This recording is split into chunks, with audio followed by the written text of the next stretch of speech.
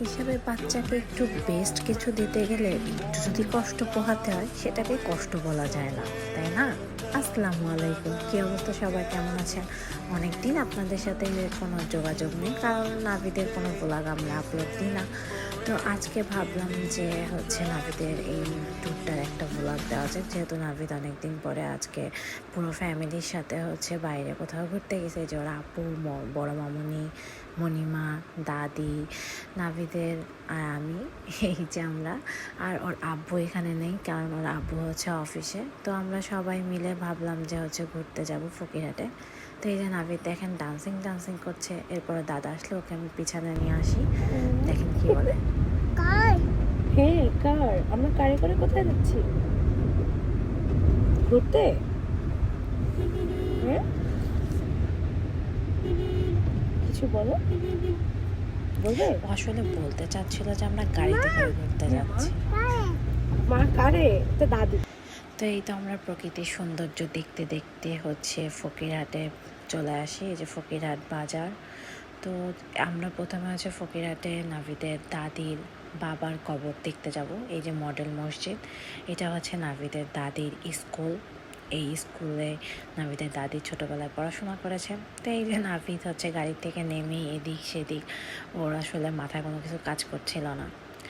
তারপর আমরা কবর জিয়ারত করার জন্য যাচ্ছি। এই যে নাভি থেকে ওর বড় ফুপু ধরছে, যদিও ও কারোরই হাত ধরতে চাচ্ছিল না।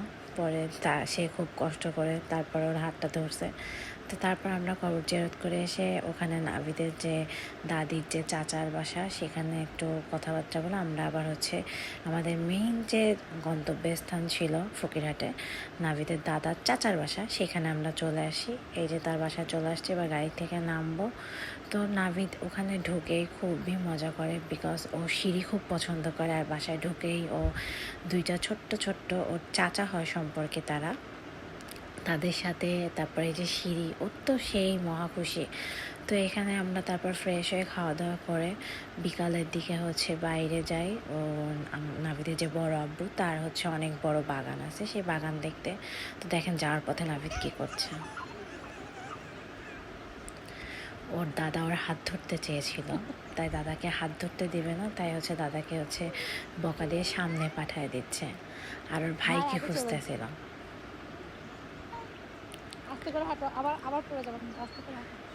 তো ওই যে সামনে ওর ভাইকে দেখতে পেয়ে সে আবার ভাইয়ের পেছন দৌড়াচ্ছিল।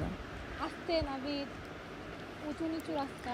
তাকে যতই সাবধান করে, কে কার কথা শোনে, সে তো তার মতোই চলবে।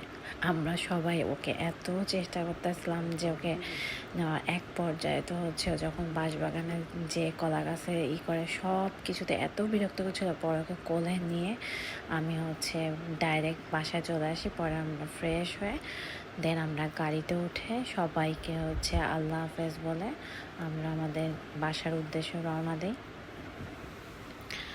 তো আস্তে আস্তে নাভিদ রাস্তায় দেখেন গান গাওয়া শুরু করছে।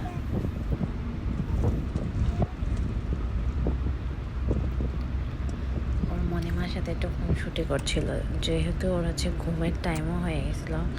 এই জন্য সে এখন কিভাবে তার সময়টা কাটাবে সেই প্রচেষ্টাই চালাচ্ছে।